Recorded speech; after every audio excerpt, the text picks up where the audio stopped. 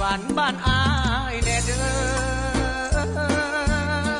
อายพร้อมเสมอจะพาไปเที่ยวจะพาไปไหว้พระธาตุหินหังจะพาน้องนางเที่ยวชมบึงหวะแล้วยิ่งเข้ามาเที่ยวชมทั่วเมืองสวรรค์เขตบ่อนทองเที่ยวหลายมีลิงมากมายอยู่บ้านดงเมืองมีน้องปลาฟ้าอยู่บ้านดอนแดงหาดโผนมาแห้งลำลือหุ่งเฮืองก่อนกลับเข้าเมืองเที่ยวชมเฮือนหินถ้าท่องเที่ยวหลายย่านน้องเมื่อยแห้งปลอบใจคำแพงด้วยลำทองจะลำบันซอกและลำตั้งไว้จะลำอุทัยมอบให้ยุพินทำน้องอ้อยหินลำคอนสวรรค์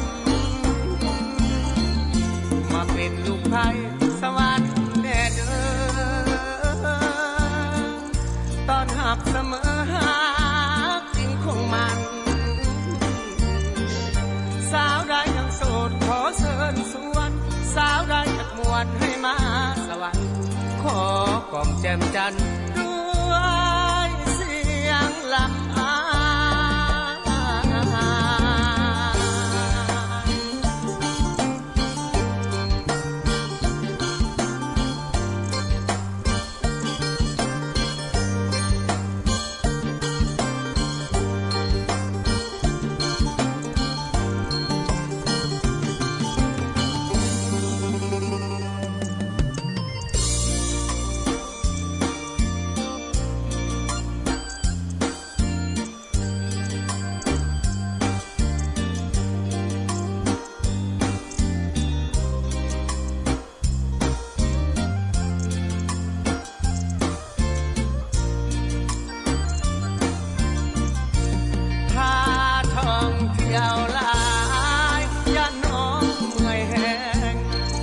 ยคำแพงด้วยลำทอง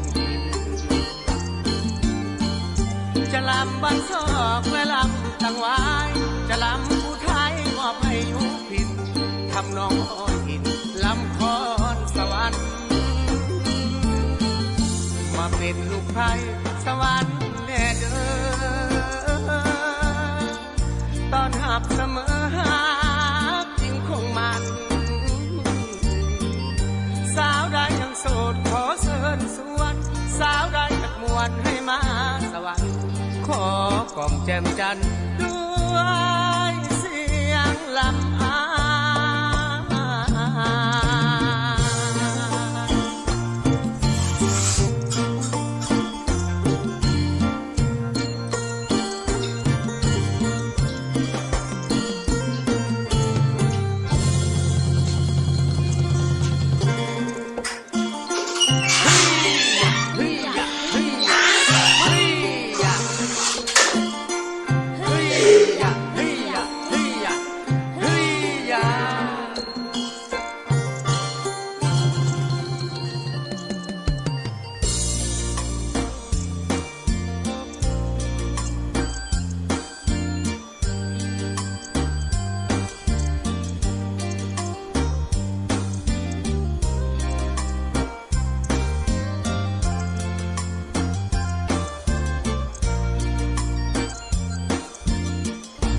มายามสวรรค์บ้านอายแน่เด้ออายพร้อมเสมอจะพาไปเที่ยวจะพาไปไหว้พระธาตุหินหังจะพาน้องนางเที่ยวชมบึงหวะแล้วยิ่งเข้ามาเที่ยวชมทั่วเมือง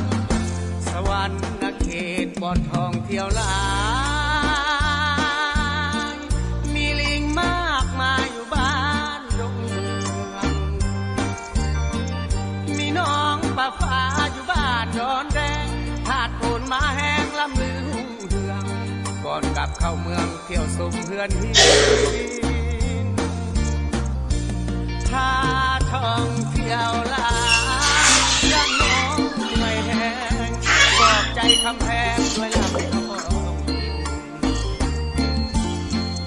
จะลำบันซอกและลำตั้งไว้จะลำผู้ไทยมอบให้ยุพินทำนองอ้อยอินลำคอนสวรรค์มาเป็นลูกไทยสวรรค์แน่เด้อตอนหับเสมอหากจริงคงมันสาวใดยังโสดขอเชิญสวนสาวใดจักมวนให้มาสวรรค์ขอกล่อมแจ่มจันทร์ด้วยเสียงลำอา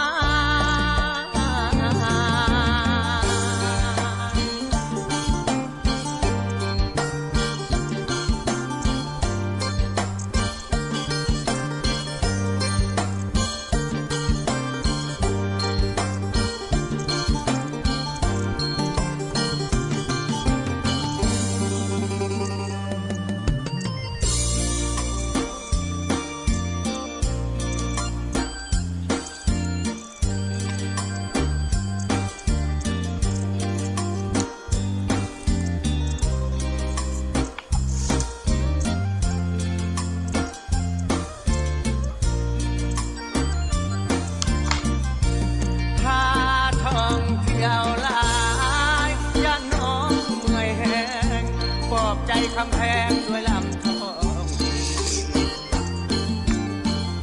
จะลำบันซอกและลำตั้งไว้จะลำผู้ไทยมอบให้ยุพินทำนองอ้อยอินลำคอนสวรรค์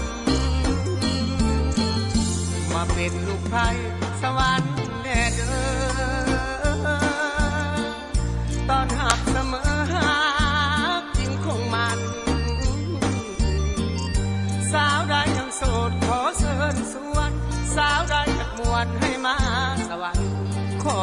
กล่อมแจ่มจันทร์ด้วยเสียงลำอา